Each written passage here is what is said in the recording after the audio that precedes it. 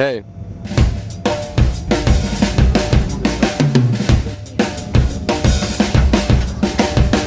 So, God, what was I gonna say? All the way out here, I just kind of forgot. Well, I have notes. One sec. Last month, a month and a half ago, I went up to Prague for Avanti Garda. Ready? Ross, did you cry? I cried. Unfortunately, I tried my best. You give a fuck about Valtavska. In their gallery and showed some work. Super fun. Had a great time. Yeah, but right after I got back from Prague, I had to fly back to Switzerland and spend a day there. So I went out and shot.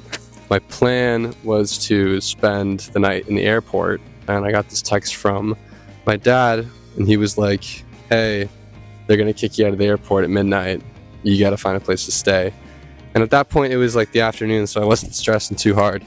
And I shot one roll of black and white after I checked into the hotel, and then a roll of color. So we're gonna go over those today. This, if my camera focuses, is a contact sheet. And for those of you that don't know, it is a darkroom process photo print of like a flat lay spread of all your negatives. First thing I did was get to my hotel room, and I took my shoes off, and I took this picture of my shoes. I don't know if you can see here. Took that little photo of my shoes, and that was cool. I'm kind of into the composition. The shadow was coming in through the window. That window kind of just led right up to the parking lot, and past the parking lot I could see a little abandoned greenhouse. So I put my shoes back on, and I took a walk across the street. Yeah, when I walked across this yard and I stepped into this kind of scene, instantly my focus was drawn to the inside of the greenhouse. It was really disheveled, and it seemed like no one really was taking care of it or hadn't been there in quite a while. You know, you have this tarp here just drawn over. You get this peek inside of kind of what was, while people were, you know, giving it love and taking care of it. I don't know, it holds some sort of weight to me, just like this whole scene being left to rot. And I walked up the street, and I could see the Alps just like in the distance from my hotel room. So I decided that I wanted to chase those and try to find a picture any way I could, and ended up walking much farther than I expected.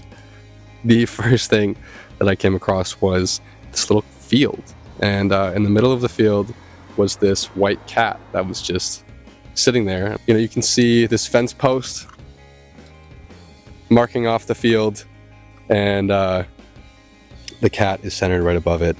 Yeah, just lined by this grove of trees. I walked a little further, and I came across this cemetery.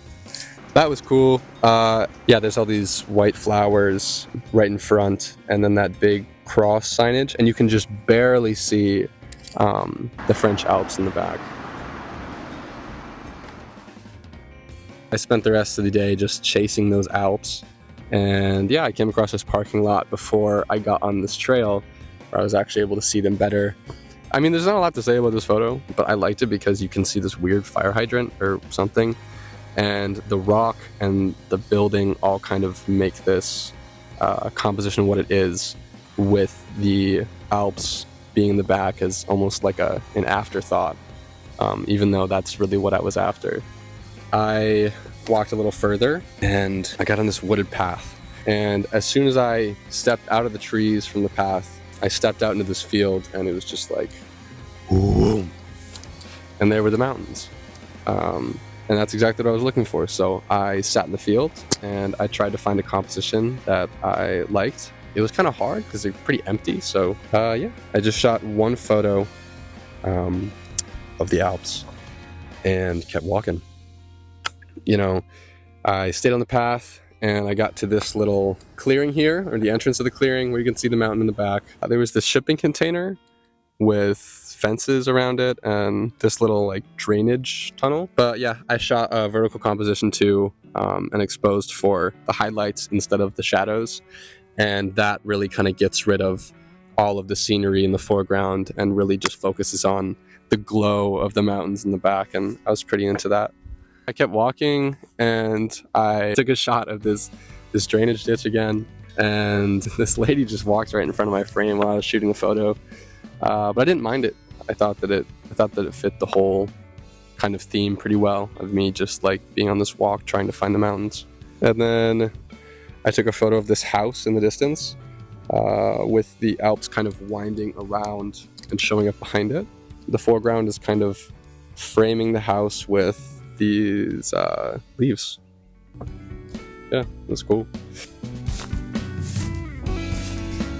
So I shot this roll of Gold 200 through the Pentax, and honestly what I got from this roll was like some of my favorite photos I've probably ever taken. I walked further down that path and I kind of came out, hold on one second, my mic is withering away.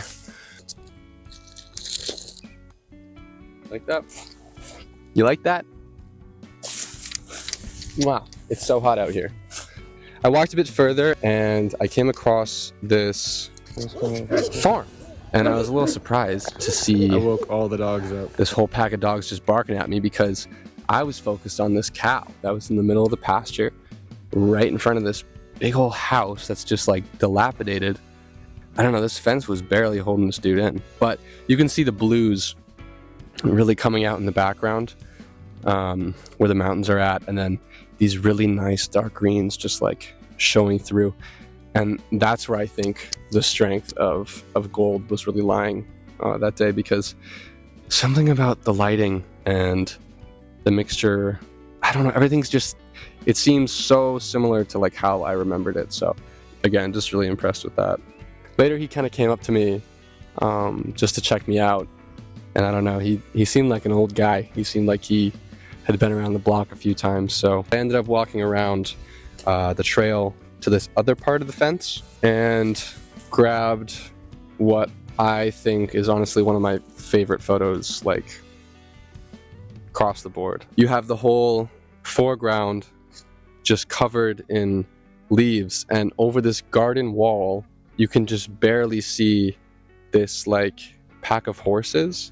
I don't know, just the colors just turned out so pleasing, and yeah, definitely a photo that I'm proud of. I had 2 photos left in my camera, and I came across this horse that just kind of walked straight up to me across the fence. So they came right up, and I took this portrait of this guy, and it came out really clean, but my mirror in my Pentax 6.7 locked up. So I had to like, what is it called when you have to focus based on like the numbers of the lens? I forget.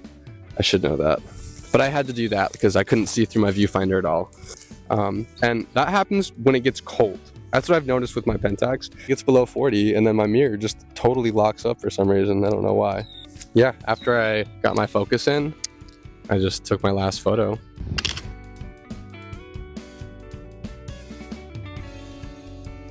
Yeah, it's pretty stoked on it. So right after that, I pulled my phone out. I have no idea where I am. So I think that finishes it up. Thanks for the photo. I was no longer in Switzerland, crossed over into France, and what I was chasing was the French Alps. So like, I don't know how I didn't just like, okay, in 1798, revolutionary France under the Directory of annexed Geneva at the end of the Napoleonic Wars. On the 1st of June, 1814, Geneva was admitted to the Swiss Confederation. So that kind of fucked me up because I was under the impression that I was just in Switzerland the whole time. It turns out I was barely in Switzerland at all. Anyway, I was all confused and totally forgot where I came from, and my phone was dying. But I pulled out directions, and eventually I walked to this burger place. It was just called Le Burger. And it was like a French McDonald's. And it wasn't good. But